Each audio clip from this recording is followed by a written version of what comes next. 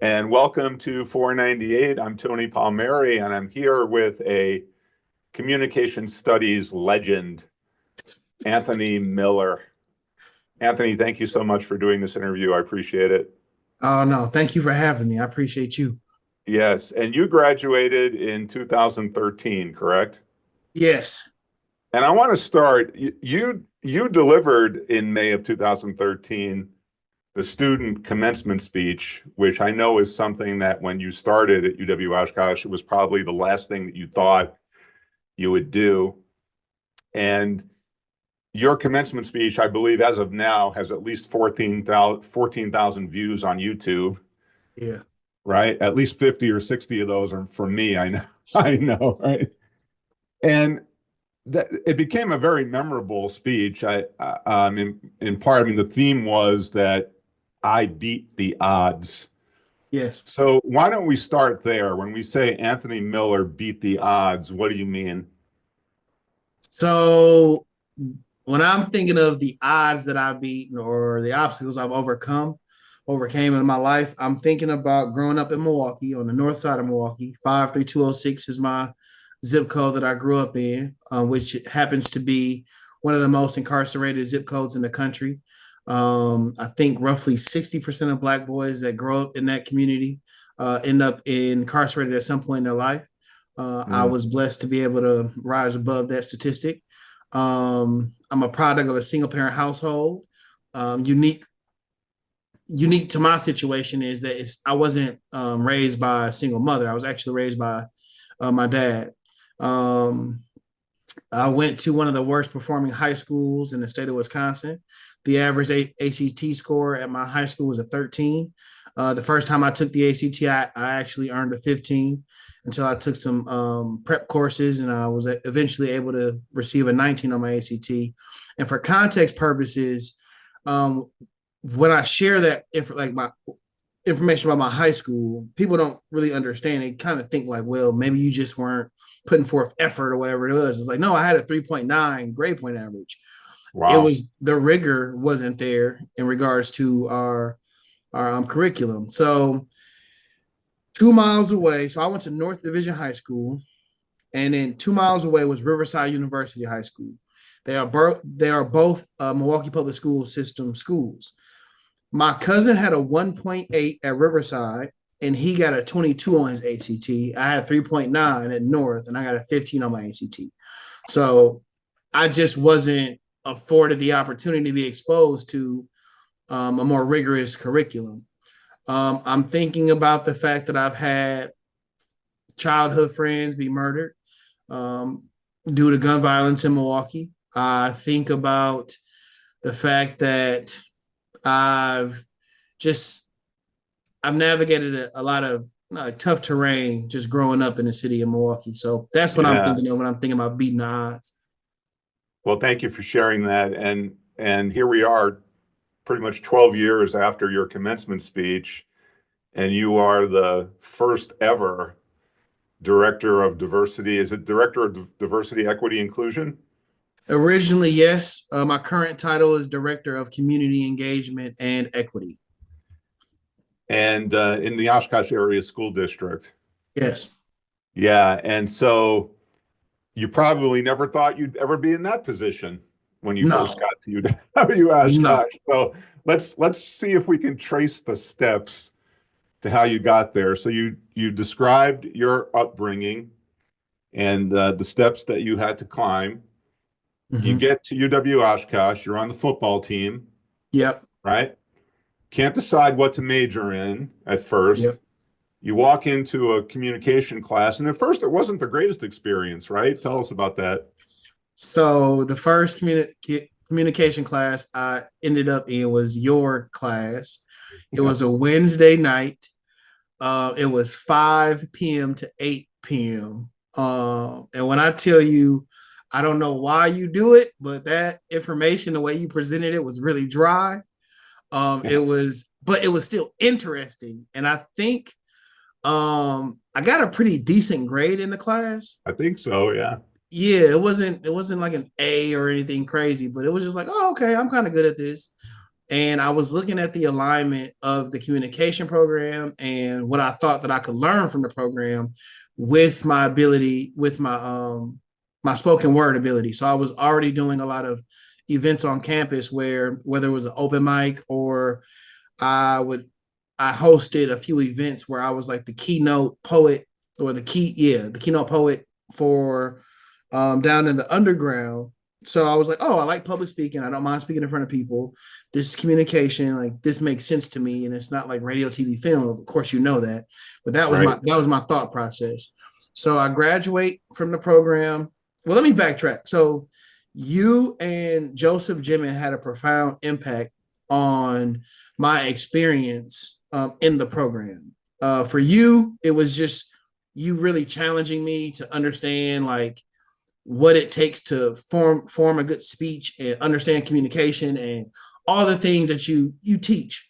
And for Mhm. Joseph Jimin, uh, Professor Jimin came to see me speak one time, and afterwards he walked up to me and said, "Anthony, there is nothing we can teach you in this program." He said, "Unfortunately, you have to turn in assignments so that we can give you a piece of paper at the end of the program." That's It, most of the people yeah, listening to this don't know Dr. Jemin, but that sounds yeah, exactly like him. yeah. And it was just like a light bulb went off for me, like, oh, so he like I have some natural ability to do this, like, and Yeah. I should pursue it forward. But I graduated from UW in 2013. I moved back to Milwaukee. I was working for a place called Team Up College Access Center, and there I was making people aware of their post-secondary options. So we were doing like community engagement work where we would go out into the community, set up a table, put the the tabletop up, and just let everybody know, like, hey, we're here. We can help you with FAFSA. We can help with your applications to any university or college you're interested in going to. We can warn you about the pitfalls that you might experience when it comes to being a first generation college student. You know, that whole spiel. Hmm. So I did that work for roughly 6 months, and then um, I was given some information about a position that existed in the Appleton area school district, and it was a cultural support specialist position. Um, Once I interviewed for that, which is credit, I have to give credit to the graduation speech. Like, so once I got the job, my supervisor literally told me the thing that set me apart from everybody else was my commencement speech. Amazing. So in the commencement speech, it's a long, like there's a theme with that. Like I always tell Alex Hummel, the gentleman that recorded it, I had an opportunity to tell him like you changed the trajectory of my life by recording this for me, because otherwise I wouldn't have this artifact to be able to talk about in an interview for somebody to go, wow, this is amazing. Yeah. So I get the job in Appleton. I'm working there for so I was a cultural support specialist. Essentially, I had a caseload of students that I was providing academic support for, monitoring their grades, the whole 9 yards, just providing case management. So I stayed there from, I think, November until the following June. And then I got a full-time position at Fox Valley Technical College. I was nestled within the multicultural student services department. I worked there as a Scholars for Success manager for 9 years. And that position consisted of me providing professional development to staff, but my main role was to connect students with resources on and off campus. So kind of be like the one-stop shop for all student needs. If I didn't know what a student, if I didn't have the resources to provide to the student, I needed to be able to point them in the right direction. So Nice. I was working on the Appleton campus for 7 of those 9 years. And then I was the manager of the Oshkosh Riverside campus for the latter two years. And then I was afforded the opportunity to interview with the Oshkosh Area School District for, at the time, what was the Director of Diversity, Equity, and Inclusion. And Hmm. that And was so you've 18 been in months this ago. position. Okay, it's been 18 months now. Yeah. So before we started recording, you mentioned that the public speaking skills that you've been gifted with and that we helped reinforce in the program came to great use today, literally February Yeah. 28, 2025, Yes. when you delivered the Black History Month keynote Yep. at Oshkosh North High School Yes. in front of, did you say 1,200 people? That was at least. So they have 1,200 students. So about So tell us 1,300 people. about it. Tell us about it. What did you talk about? What was it like? Okay. So in the preparation process, right? Like I'm thinking about all the things that I learned as far as like how to captures the audience attention right away. How like being aware of the audience, right? What do kids want to hear? How can you relate to the students right away, but also make sure that the message that you're delivering isn't being watered down. Understanding the political climate that we're in, understanding the type of ridicule that I could receive based off the fact that we have media there. Like I know all these things as I'm prepping, but Yeah. I'm just like, okay, like get to writing. And I'm still old school. So somebody was trying to call me a dinosaur essentially because I still write. Like I write my speeches out. Like I do pre-writing, jot down ideas. I write a real rough draft, handwritten, and then I transferred over to technology. But today I talked about the importance of Black history, um, why we need to celebrate it. I talked about the love-hate relationship I have with Black History Month, right? Like I love the fact that we're lifting up all of our Black historical figures and uplifting the contributions of melanated people, but at the same time, like I hate the fact that we believe that we can compact all of the excellence and brilliance of Black people into the shortest month of the year, You're right. a year. You know what I'm saying? But it's like at the time, this is all we have, so I have to lean into the fact that this is the platform that exists for this. And I talked about the importance of weaving it into our history book so that we don't have to have Black History Month. And I also talked about the fact that for some people, they think that simply teaching people about information pertaining to African Americans in a historical manner is divisive, and it's just like, Yeah. oh, that's asinine. That doesn't make any sense. And then the latter portion of my speech was geared towards my ability as a spoken word artist and my gift. So I shared a few poems because the theme of the event was "Who am I?" And what better way for me to tell somebody who I am than the use of poetry that represents and illustrates who I am. So it was Wow. great. So you actually did some spoken word during the I speech.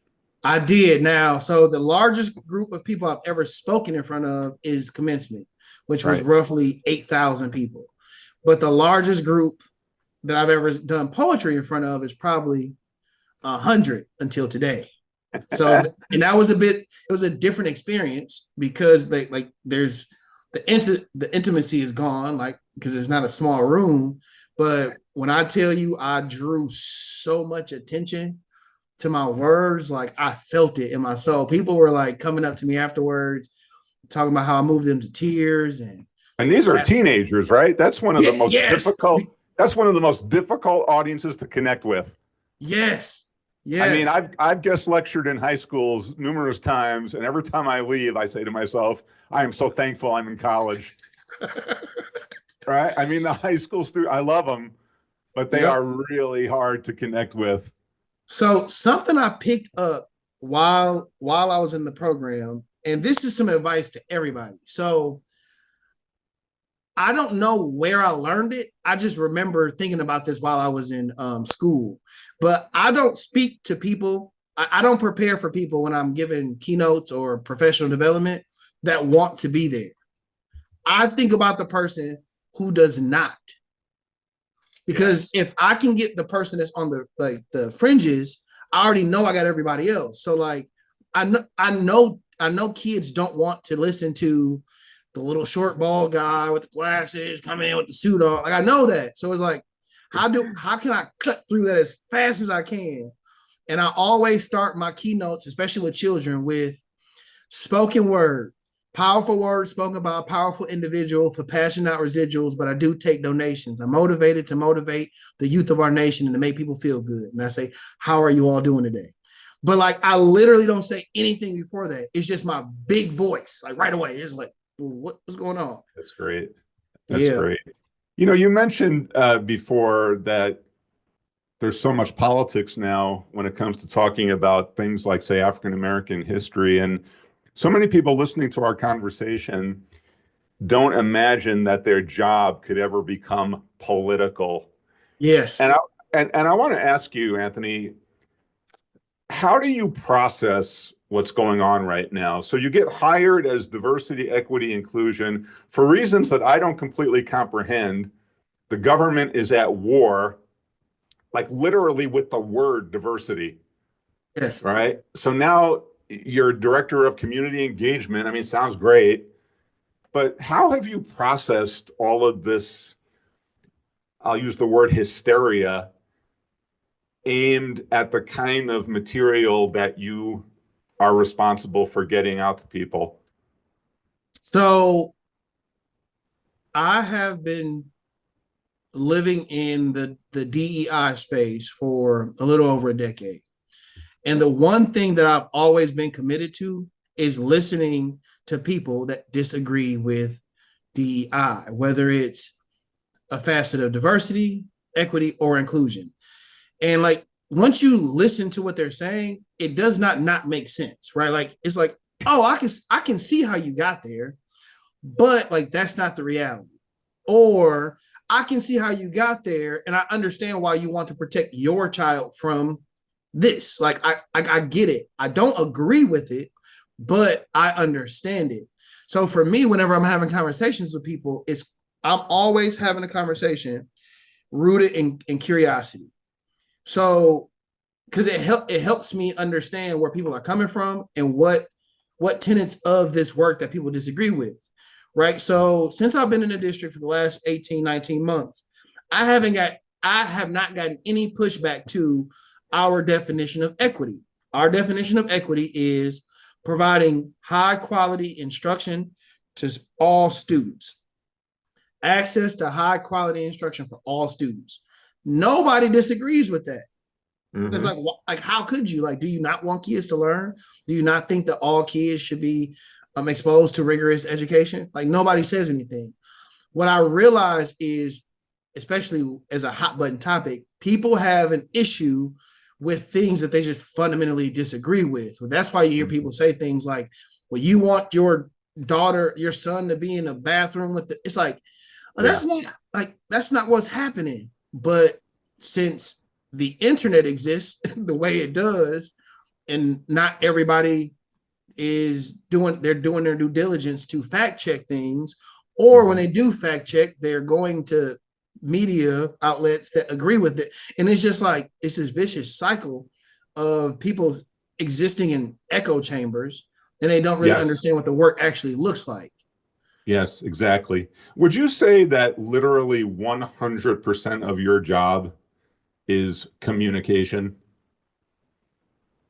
Yes. Yes, yes. Yeah, and again, I credit that to the programs. Like I know what Dr. Jimmy was saying when he was like, "We can't teach you anything." He's talking about like the stage presence, being with the crowd, like interacting. I get it, but there are some things that I like, and I don't always remember the technical terms for it, but it's just like, oh no, like I remember being told that we should listen, active listening. Like I know what that actually looks like. Like I know how to lean in.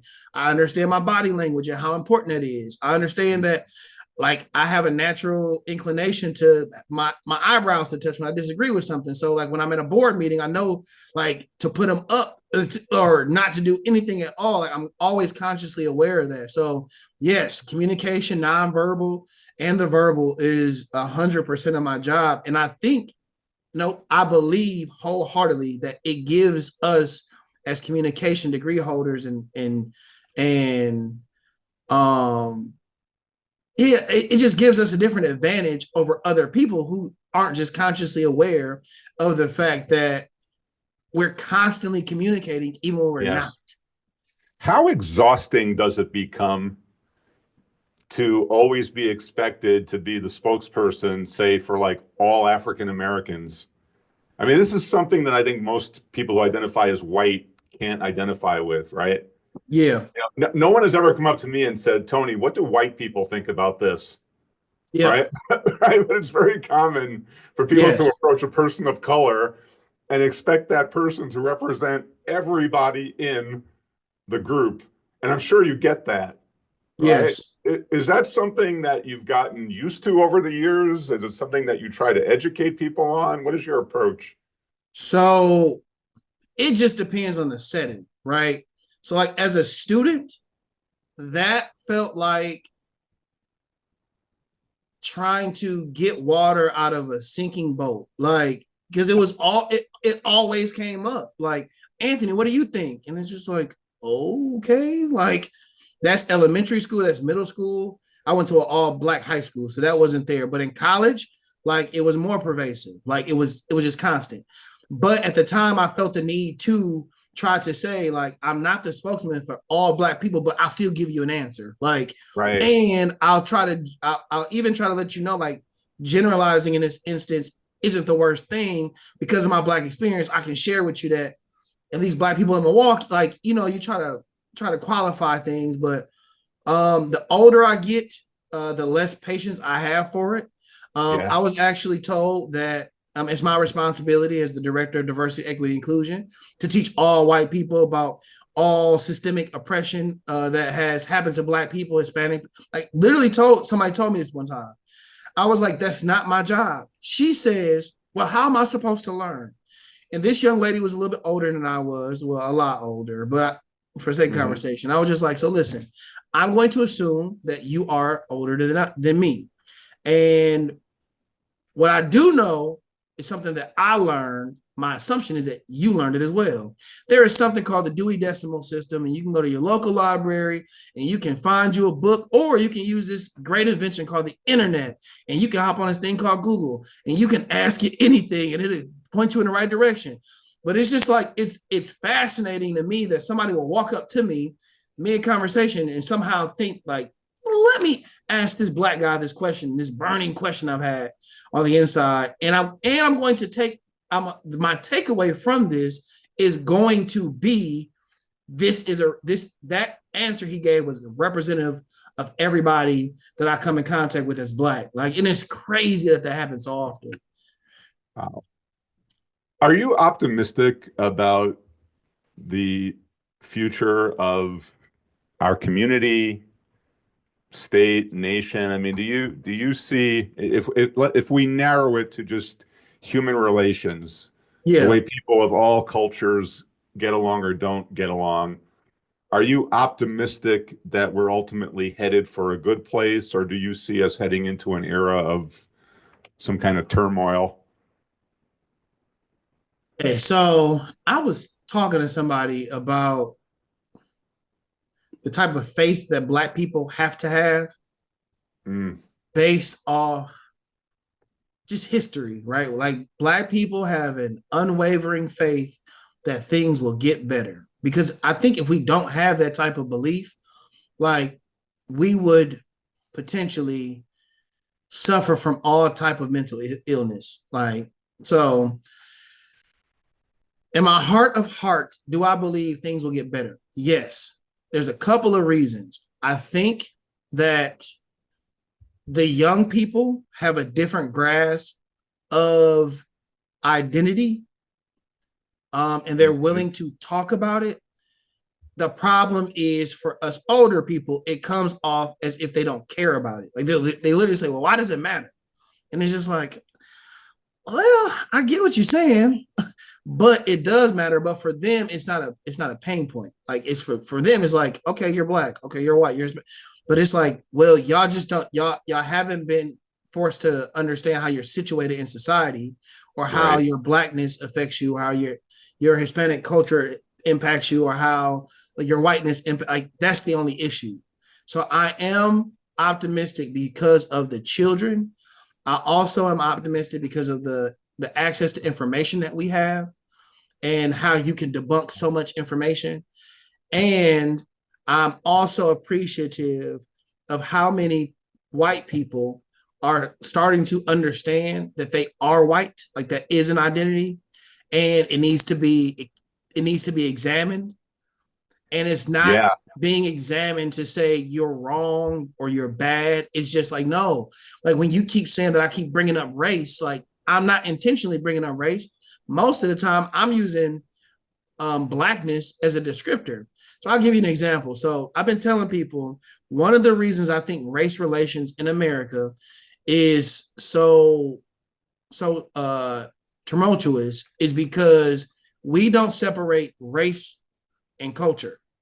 Hmm. So when we think about race, we think black, white, and we think covert race. I'm sorry, overt racism. We think people in the back of pickup trucks chasing down black people, telling them to get out of town. We think lynching. We think Jim Crow segregation. That's race, right? But when I'm talking about when I say, oh, there's a black guy or whatever it is, I'm not talking. I'm just talking about this phenotype. Like, okay, Hmm. so or if I'm trying to talk about it culturally, white people don't understand it. So here's the example. So recently, I was having a conversation with someone, and she was white, and she said something about her love for candied yams. I was like, "Oh, you eat candied yams?" She was like, "Yeah, I eat them all the time." I was like, "Oh, like, are you dating like a black guy or something? Like, are there black people in your family?" And she was like, "Oh my gosh, you make everything about race." And I was like, I was lost. Like, so I had to backtrack to figure out what happened. So she's yelling, but all I hear is wah, wah, wah, wah, wah, because I'm like, Hmm. wait, what just happened? So I Right. asked her, I said, what made you say I make everything about race? She's like, because you brought it up. I said, but I wasn't talking about, and I was like, oh, I said, you took that as me saying like you shouldn't have had it or that's only a black thing. I was like, I got Right. a question for you. If I had said that was a traditional Italian dish, would you have been upset? She was like, no. I said, but when I told you it's a traditional black dish, what made you respond that way? And Wow. she was like, I don't know. And it was in that moment when I realized we lump race and like in the like race politics and identity politics with culture. So like whenever I'm talking about my experience as a black man, like I believe that a white person's senses are heightened to be like, okay, this is going to somehow boil down to me being racist, and then they avoid the conversation.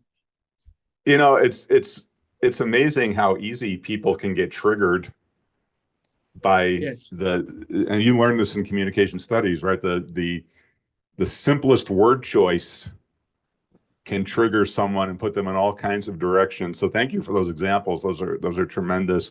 Where do you see yourself, Anthony, in the next, say, 5 to 10 years? Do you see yourself remaining in your position? I mean, helping other people beat the odds, or do you see yourself doing additional things? Where do you have you thought about this? I have, but the problem is the little boy in me always goes back to like I've never functioned like that. So I remember being a kid and they would say like, so what do you want to be when you grow up? And I would hear everybody say something and I would blurt something out. That was like elementary school. Like, I want to be a lawyer. I had no idea like what that meant, right? Hmm. And then the older I got, around like 15, 16 years old, I would just simply tell teachers, like, I don't know. And they would get so upset as if I didn't have a plan. But what I was attempting to communicate is I am going to do everything possible to prepare myself for an opportunity that presents itself. So if it's presented, I can take advantage of it. So Right. earlier, you mentioned that I probably never thought that I would be sitting here in this capacity, right, in a school district. I did not. Hmm. I did not. If you were to ask me what I thought I was going to do when I was 22 years old when I graduated, I would have told you I'm going to go and be a paraprofessional at a high school. Like that's what I thought. Like that's what my dad did. That's what I saw. And Right. I thought my dad lived pretty comfortably when you combine his income with his wife. It was like, okay, this is cool. Like so for me, it's like I go back to some advice that I was given when I was around 15, 16 years old by the late great Gary Childs, who is a legend back home in Milwaukee. But he told me, he said, find something that you will do for free and then find a way to get paid for it. Yes. So for me at 35, and you're asking 5 years from now, the things that I love to do, I love to speak in front of people. I love to Hmm. share my art with people. and I love providing people with more education around how to provide equitable spaces for children, right? And of course, equity is the boogeyman in the room right now. But for Right. me, at the end of the day, I want to help teachers create conditions in their classrooms that make it virtually impossible for a student to fail. Like Oh, that's the goal. Like that's how I look wow. at it. That's So amazing. Well, look, if any of my students have any questions for you, is it okay if I give out your contact information? oh, I would love that. I would love that they follow me or we could connect on LinkedIn, Facebook, anything, email, all that. I will do that. All right, Anthony, thank you so much for taking the time today. This has been great. I appreciate you. Thank you. All right. Uh, whoop.